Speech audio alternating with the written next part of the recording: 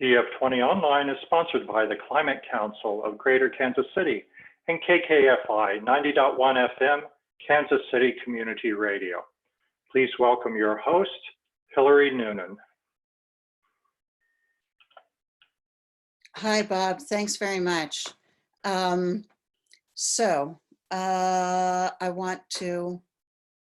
really grateful for the opportunity to talk about this.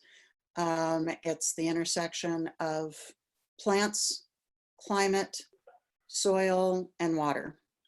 And I have my handy assistant here, my daughter, who has come home from college, and I'm going to share my screen so that I can put up the PowerPoint. And will you come and handle this? And I'm going to talk from my notes. So,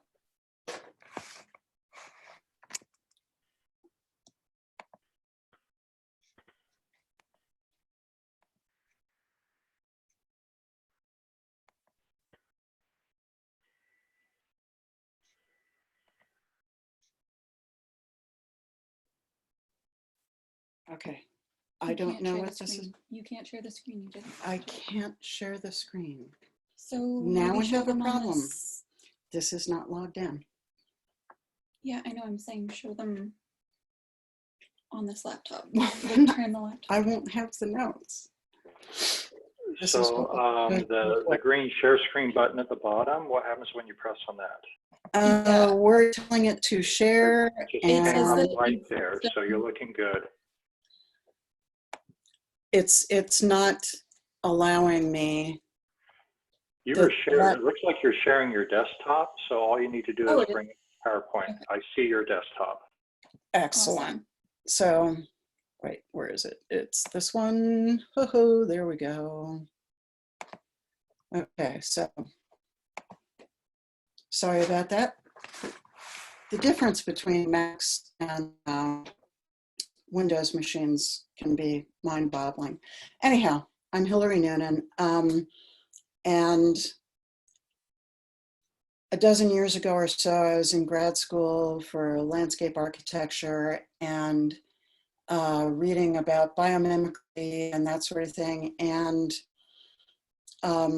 architects around me were talking about regenerative design in architecture, but I thought, don't we have a lot more space for that outside the building? But I wasn't hearing landscape architects talk about it. So I decided I needed to dig around, and that's how I got into soil microbiology, which is truly mind-blowing. So the wonderful thing about soil microbiology is that as I was getting further and further into it and seeing just how scary the climate crisis is, it also took me to a place where I realized there is a way through it. And the way through it, the big problem, one of the big problems we're facing until we can get to 100% clean energy, our weather systems are really destabilized, and how do we grow food when we have destabilized weather systems? So that's why I want to do this talk. And there is a way through, and it's a very positive thing. And so that's what I'm here to go through with you. There is actually a way to get through, and humanity can live regeneratively. We have the ability to rebuild soils, restore fertility in our soil, replenish our water systems and our weather patterns, which is, as I said before, really, really important. And so we can reverse global warming with what we do with soil. I would like to invite you to be a participant in this. It needs awareness and a little bit different viewpoint.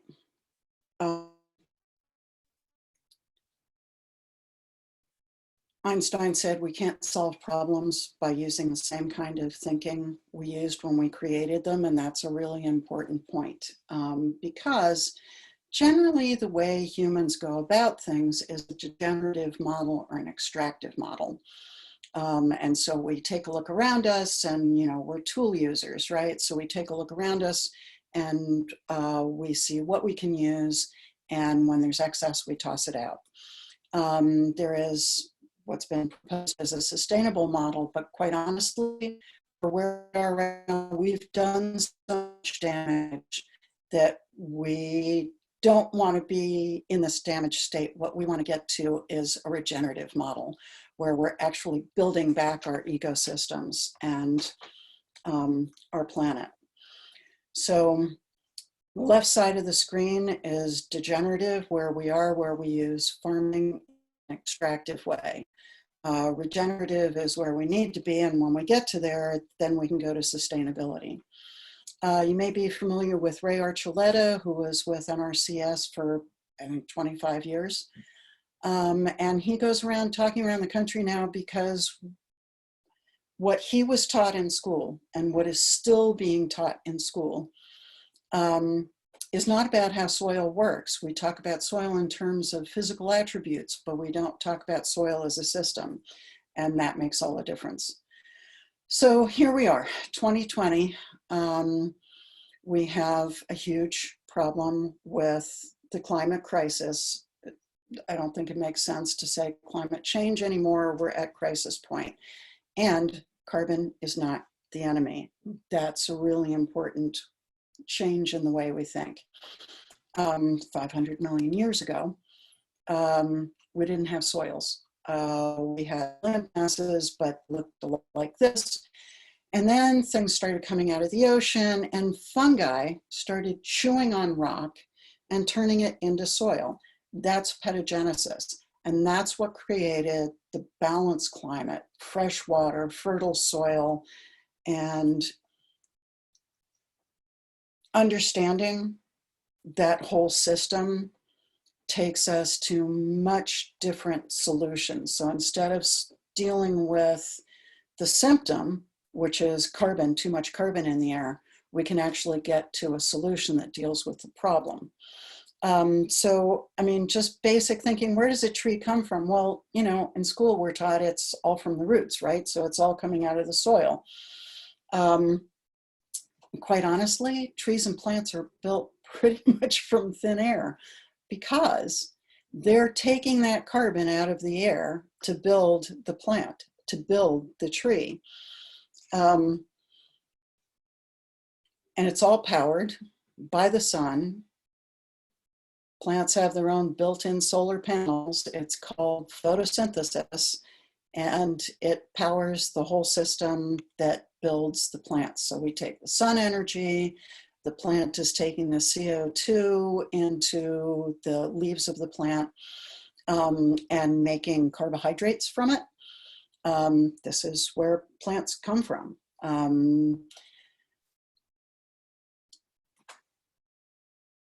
To go a little more in detail, here's a close-up of a leaf. So there are all these little openings on the bottom of a leaf, stomata. Stomata are really important to the system because that's where it's taking in the carbon, taking CO2 out of the air, using the oxygen, using carbon, making liquid sugar for the soil. It's also releasing water vapor and bacteria and other aerosols, which are then going up into our atmosphere, and that's what's going to form our rain. So when we have a healthy system working, the stomata on these leaves are taking in CO2, using that to build the plant and to build the soil, sending water vapor and aerosols back out to make more rain, which is going to come back down and feed our plant. So a hungry little stoma there taking in the CO2, our little CO2 monster. And it's important to think about that CO2 monster because that's an important part of what we're not taught in school. We'll get to that in a minute. So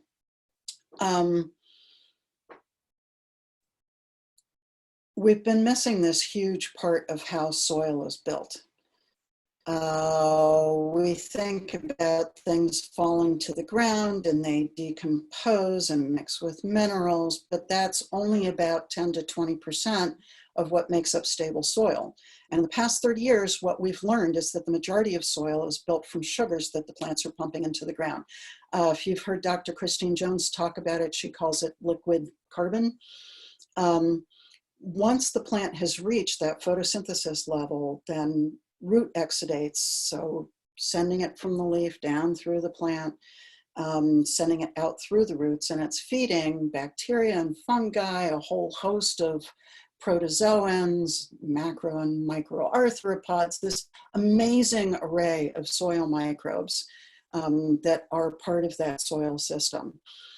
And as some of those microbes are dying, the roots in our kind of climate where it gets cold in the winter and so the roots are pulling back, all of that dies is becoming a part of the humus. It's what turns that soil that lovely brown color.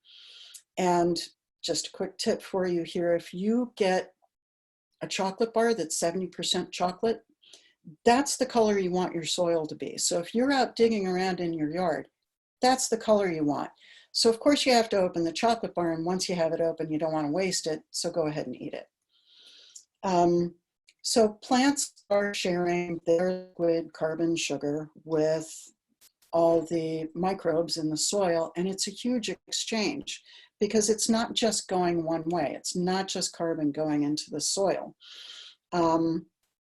As the roots are sending the carbon into the soil, they're also taking up water and those minerals. And the whole thing about the minerals is they're being mined for the plant and being fed to the plant. And it's all based on thresholds. So there's all this stuff going on in the atmosphere, there are temperature changes, there are all these things happening to the plant.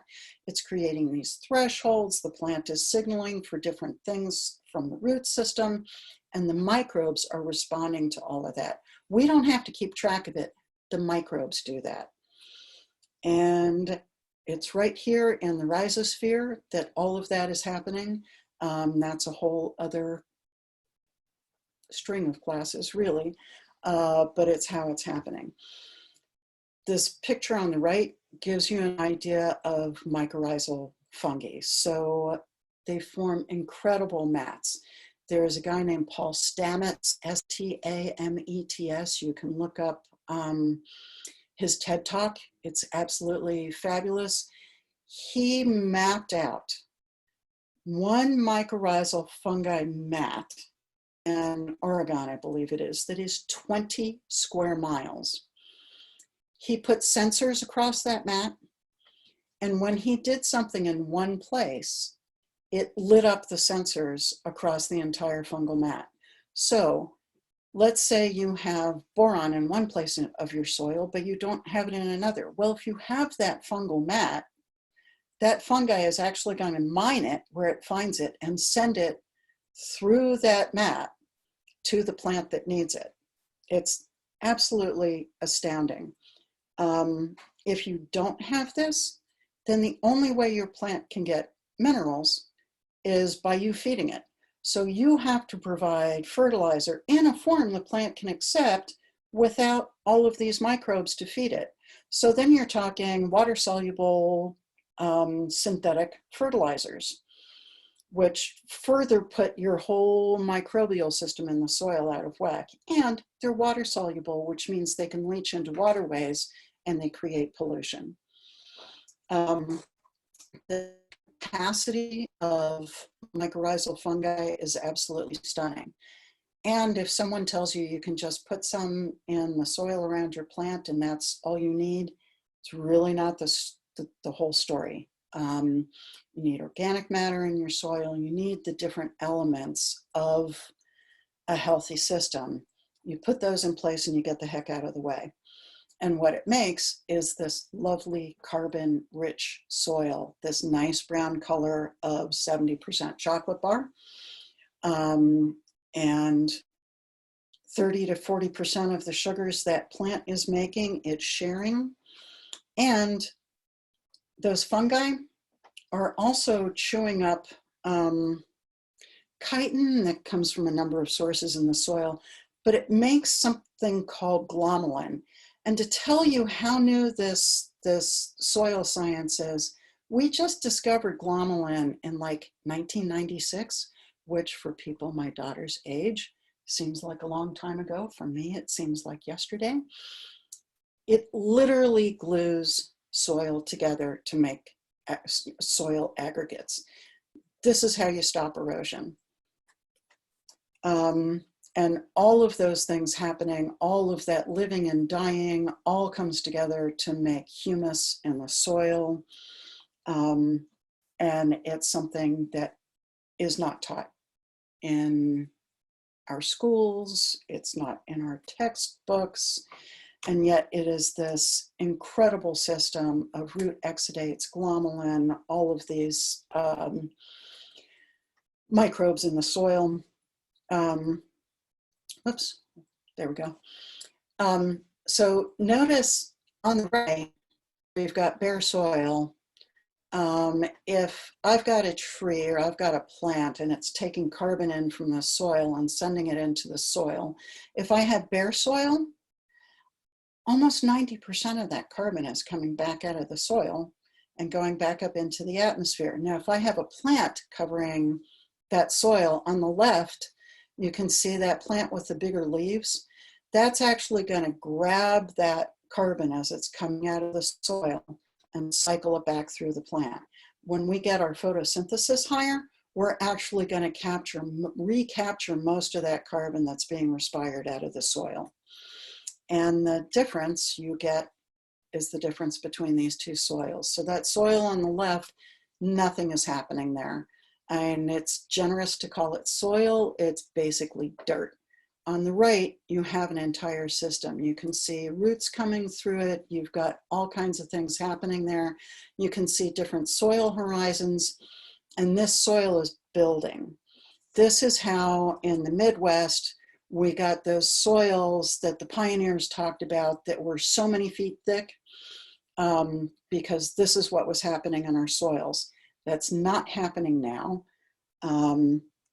And that's a big problem in the climate crisis. So healthy soil, as you can see from this drawing, about half of healthy soil is air and water. It's the spaces in between. So we talk about sand, silt, and clay, but really about half of our soil is air and water. We can build the soil organic matter. I'm happier when I get 8% or more soil organic matter, because I can push my photosynthesis rates higher. So here's the sand, silt, and clay. As you can see with the sand, you've got really big spaces between it. So a lot of engineers like to use it in an engineered soil for green infrastructure. It's a problem because it just lets all the water run through it. I mean, there's a reason they use silica for computers. There's no resistance. It doesn't hold on to anything. So it's not going to hold any water in the soil. When you have a mixture of these things and you have organic material, that's when you're building your soil. So on the right, when you're talking about soil organic matter, that 5% that's showing on the left, if you split up what's in that soil organic matter, you're talking about humus, which is alive and dead carbon entities. You've got a certain amount, 25% is actively decomposing. You've got, again, it's saying about 5% living organisms and roots. And I wish I could go into it further, but I got to keep going. On the left, you can see how compacted that soil is by the fact that only 25% of that soil on the left is air and water. You want to get that to 50%. You've only got 1% organic matter on the left. On the right, you have 10% organic matter. That's what allows the microbes to build in all those spaces, so you get more space to hold water and to have air. So you don't have your tree roots coming up above the soil. They're actually down inside the soil because they can get air. So on our planet, our atmosphere has about 750 billion tons of carbon right now. Our biosphere, which is all of our plants, is about 550 billion tons of carbon. But look at how much carbon is in the soil. So this is what we're mining. When we're using fossil fuels, this is what we're mining. And as we're mining it, we're also releasing things like massive releases of methane. That's the problem. So what we want to do is get that carbon back into the soil. So healthy soil, we have increased soil carbon, increased water holding capacity, which means you don't have to water as much because the soil is holding that water available for the plants. And we have increased nutrient availability and retention. So minerals are not running off, you're not creating pollution, and there are not as many inputs. So for farmers, this is huge news because they don't have to supply all of the nutrient. They don't have to use all the chemical fertilizers and all the biocides, which really destroy your soil. Desertification, I mean, remember where the Fertile Crescent was? It's all desert now, and it's desert from farming because of those old ways of farming, of tilling soil, etc. And that was even before the biocides and the synthetic fertilizers. Just tilling the soil over and over and over and over again caused the desertification. So, you know, we know they were farming, and we know that what happened is they oxidized off their organic matter and compacted their soils, and they had big salt buildups, and nothing grows there anymore. It is possible to bring soil back from this. And again, I have to keep moving really quickly, but you know, this is what we're doing. We're still tilling. We're getting bigger and better at tilling. And this is what we're creating. We are losing 4 tons per acre of year of topsoil on average in the US.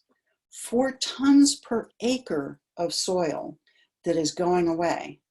So our farms are actually lower than they used to be. I mean, it's weird to think about, but it's a fact because we're losing all this soil. And we're causing a great deal of erosion because once you kill off those microbes in the soil with the tilling and the synthetic fertilizers and all the, you know, pesticide and herbicide and fungicide, you set up the perfect place for erosion to happen. So when you're out buying food for yourself, because, you know, most people on this webinar are not farmers. So how do you know if it's regenerative when you're buying it? There are all these different labels, and the test for you in your own mind is what are the soil practices that are making that? Are they regenerating soil?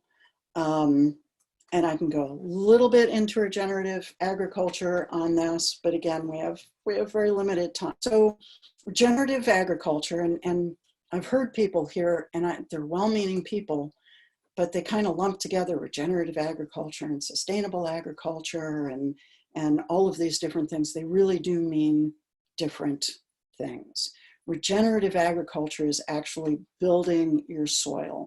It's building your water holding capacity. It's building the mineral accessibility for plants. It's stressing plants a whole lot less. It's taking carbon out of the air.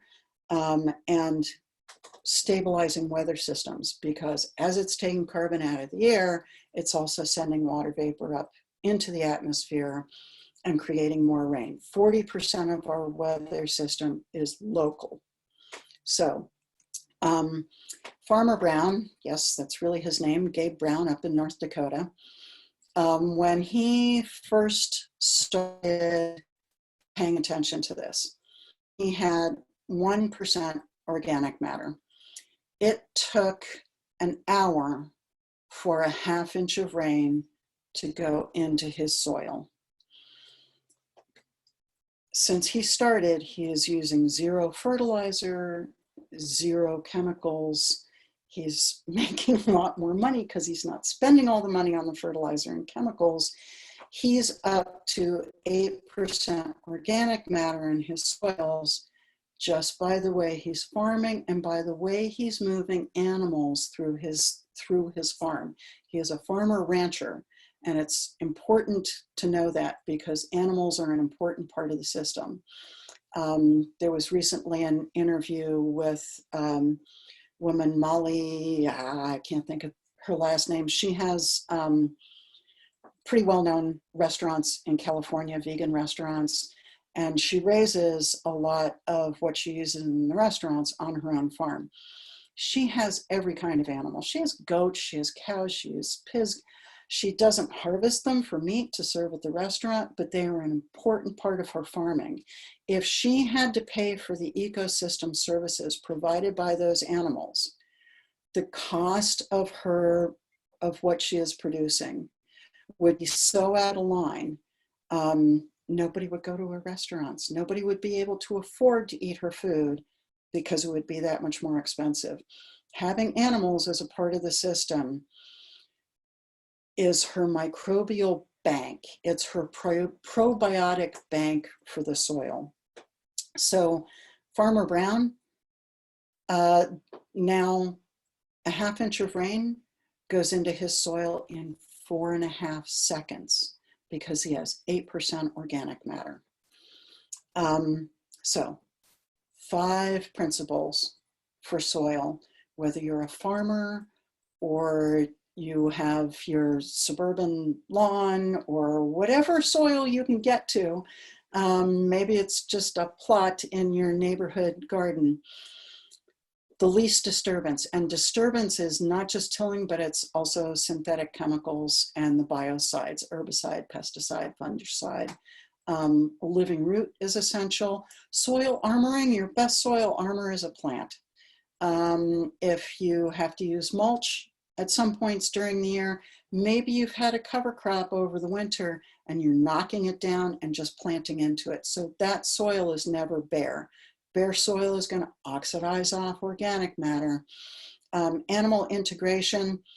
So it's not just animals on top of the ground, although they're absolutely essential. I have a lot in the city. I don't have space or time, et cetera, for animals.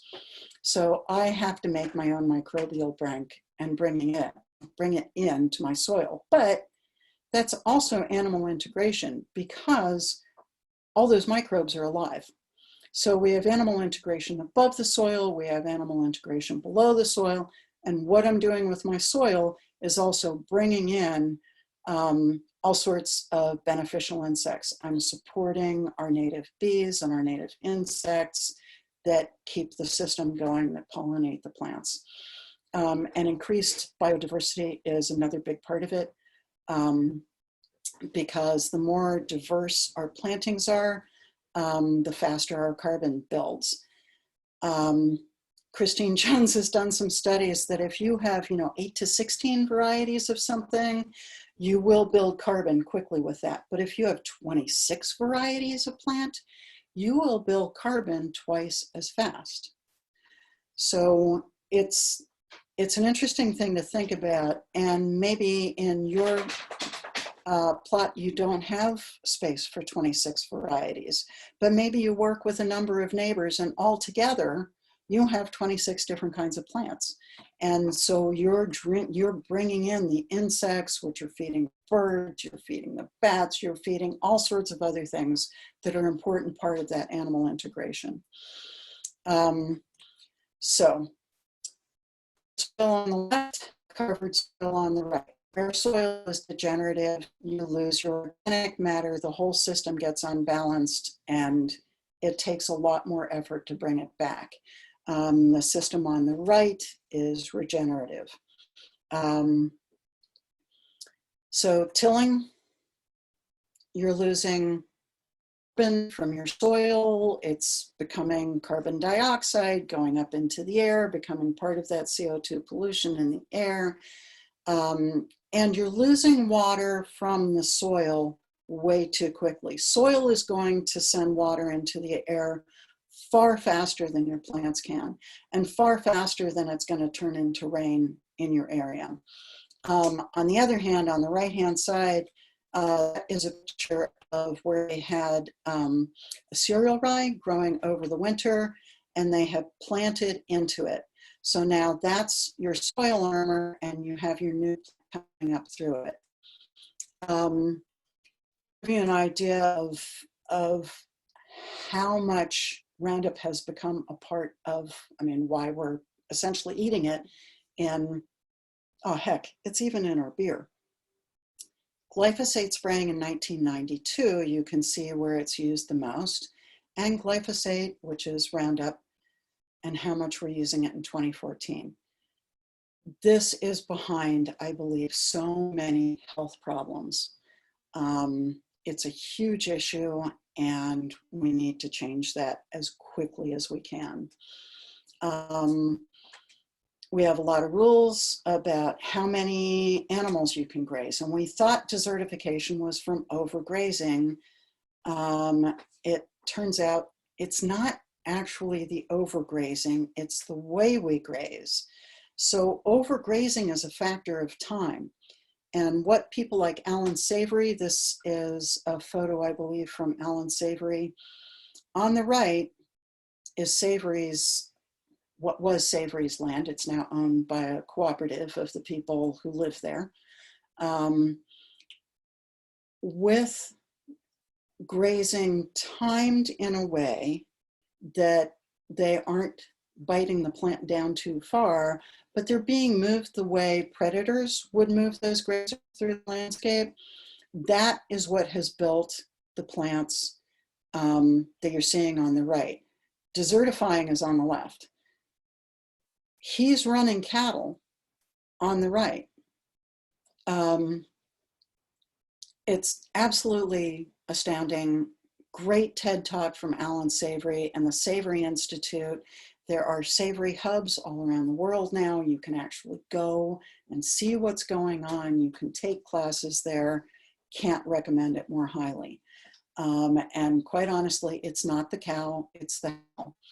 If you are moving your cattle in a way that is actually rebuilding the soil, this is part of regenerative ag. The first Savory Institute certification of regeneration to a solar farm in Louisiana happened a couple of weeks ago because they're grazing sheep underneath the solar panels. And so they're actually building the soil underneath those solar panels. That is a regenerative. Not only are they creating energy, but they're doing it regeneratively because they have the animals underneath and they're building the soil. It also makes the solar panels much more efficient. So you're it's at one time. Plants don't have the ability to digest the soil, but soil microbes do. And this is a quote from Dan Kittredge, who is the head of the Bionutrient Food Association, really important group here in the US. He is actually speaking down at Gail Fuller's farm, and I will be sending out information after this talk. He'll be speaking down there on the 25th and 26th on regenerative farming. It will be more than 10 people in a group. I was planning to go, I can't go now. We need to bring him back.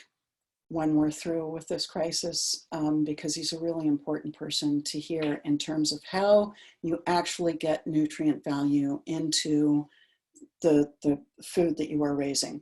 You can be an organic farmer and not have any more nutrient value in your food if you're not actually taking care of the soil. And that's all about soil microbes. So the microbiome, what is the microbiome? Well, it's everything that's alive in soil. And here we have large grazing animals who are a part of it.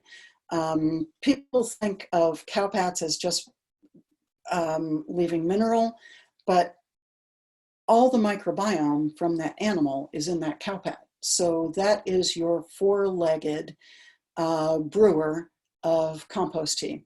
What I do in a brewer, these animals are doing in their gut. Just as we take probiotics, these animals are providing probiotics for the soil. We talk about the food chain and that we're at the top of the food chain, but are we really? You know, our energy changes over our lifetime. It's a phase transformation until we die. Our energy doesn't end. It's not necessarily the energy you want to sit down and have dinner with, but if we go back to the soil, we're a part of that food chain and it keeps going, just as animals are a part of it, and microbes and everything that's alive in soil or water. So let's go back for a minute about how we keep that soil healthy. Plants are cool, and bare soil is not. This is Finian Makepeace from Kiss the Ground, an excellent nonprofit organization. You'll see their name on a lot of these slides. They do trainings for soil advocates, and it's excellent training. So here he's taking the temperature of a leaf in this field. This is in California. And I believe the soil or the air temperature that day was like 67 degrees. The temperature of the leaf is 59.7. And he held up a piece of green paper just to test, you know, is it just the color? The temperature of the paper is 89.6. So the leaf, because the leaf is doing that processing, taking that sun energy, turning the carbon into carbohydrates, it's actually using that energy instead of sending it back into the atmosphere. The paper is not using that energy, so it's hotter on the paper. And the soil is 138.2 degrees. It's bouncing that energy back into the atmosphere. The carbon in the atmosphere is holding it around the globe. That is the CO2 blanket that's heating us. This is from Roger Savory, one of Alan Savory's kids. In most conditions, 80% of moisture from the rain is lost to evaporation in days. This is what I was talking about, how water evaporating from bare soil is much faster than water evaporating from a leaf. So a degenerative water cycle is you have this soil, you have more evaporation, you have more greenhouse gases because your carbon is going back up into the air, so you have more warming because this is not using that sun energy, it's bouncing it back into the atmosphere. That's going to create more droughts because this actually creates a heat bubble over this land, and when rain is moving toward it, it hits that heat bubble and goes around. We can see it happening in the heat island over the city all the time. You can watch it on radar. You see water coming, or you see rain coming toward the city, and suddenly it goes around the city. We get some, but it's more likely to give us a little bit of rain in the city and drop a lot more rain outside of the heat bubble. I'm trying to see where I am in terms of these slides. I think actually we're doing pretty well somehow. So a regenerative water cycle, because you have all of this green growing cover on the soil, you have more cover, so you have more cooling. Instead of bouncing all that sun back into the atmosphere, it's taking that sun into the plants, it's using that energy, it's using the calories and creating those carbohydrates, growing the plant, brewing feeding the microbes in the soil. The soil is building. You have more plant aerosols coming out of the leaves. That's going to go up into the atmosphere. You get ice forming around there with the water vapor that aggregates the water vapor together. That's your rain. So you get more cloud formation. You get more consistent rain. The same day in the same valley, but two different farms. So the one on the left is tilling and leaving the soil bare. The one on the right has grass growing, and they're actually allowing sheep in here. So the sheep are grazing the plants in between the vines.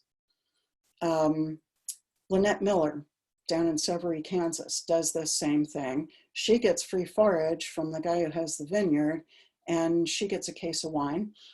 He gets all the eco benefits of having the sheep moving through the vineyard. So there are a list of resources that I will send you. I believe the Climate Council will send me a list of emails of people who have been on the webinar, and I will send you an update. It looks like we have some questions. Hey, James Walton, good to see you. Let's see, historically, prior to 1900, the area south of UMKC along either side of Rock Hill Road was home to many small pig and goat farms. Housing came in around 1905 to 1920, yet plants grow like crazy. Do you find a large range of difference in the soil quality around KC? I do, a great deal of range. So part of that is because in construction, there is no way of avoiding soil damage. And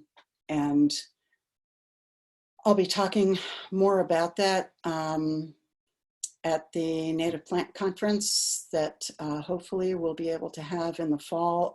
Deep Roots is a wonderful group here in Kansas City for native plants, and I will be talking about soil and the soil principles and how to bring soil back after the damage.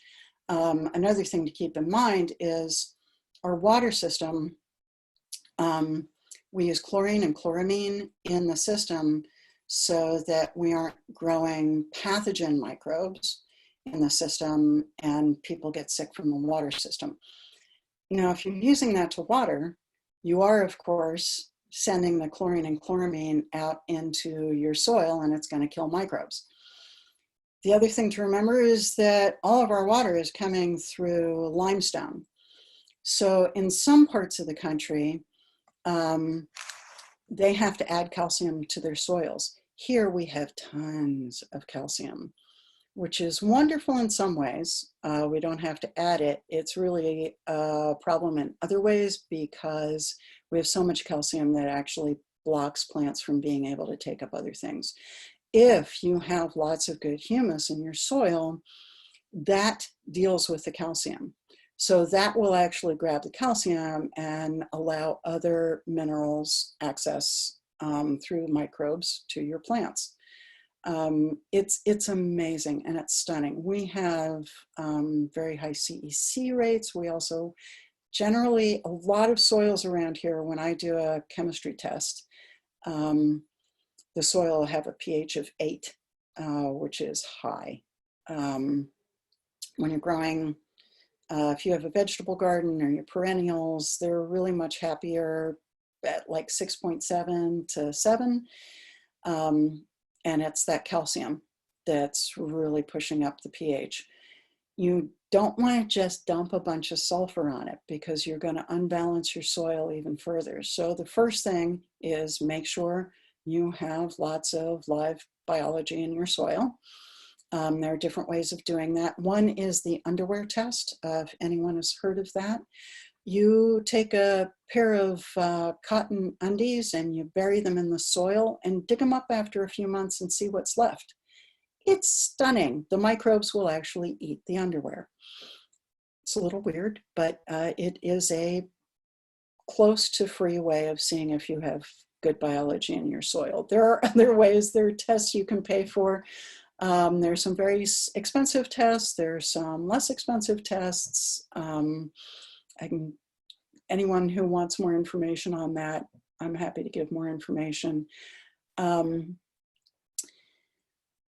What else? What else can I tell you? I don't know. It's all a really amazing system. It's absolutely mind-blowing. And when you realize all of that is in there and what we do to it, suddenly things that just looked like the norm suddenly start to look violent. Tilling soil, to me, I can't see it as a productive thing anymore. Burning, fire is another really big disturbance. And one of the groups that I would suggest you take a look at is a group called Soil for the number 4 Climate. They did an interview a few months ago with the guy who runs Pepperwood Reserve out in California, and in the Tubbs fire. The fire was coming for the ranch. All they do on the ranch is run cattle, but they manage it with this idea of moving cattle quickly before they can damage the soil. So they're building the soil instead of damaging it. The firefighters came to Pepperwood Reserve to put out the fire, and they were absolutely amazed at what they saw. The fire came over the ridge. The grass was very dry. The cattle moved under the trees. It was their natural instinct to do that.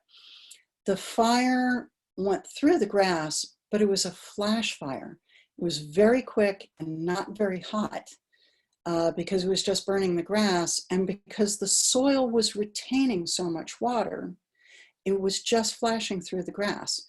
No people were hurt, no animals were hurt, no buildings were damaged, no fence posts were burned. The trees were all fine, so the cattle were fine underneath them because they were holding so much water in the soil, and it was just from the way they were moving cattle. So I will send a list for anyone who is interested. I'll use the email list from this class, and I'll send out a list of resources for you to learn more. If anybody wants to set up classes, we can do classes on organic gardening, on how to make up for not having the animals. There are things like, there's actually a piezoelectric pulse that goes through soil that makes one kind of fungi bloom in soil. And that pulse is from large grazing animals walking on top of it. So while I wouldn't suggest you jump up and down in your vegetable garden, it's actually a way to get that piezoelectric pulse going. Thank you, Hilary. Hi, Bob. So I think that's it for the class. Thank you so much for being here. And thank you, Bob. Thank you to the Climate CCGKC for allowing me the chance to speak.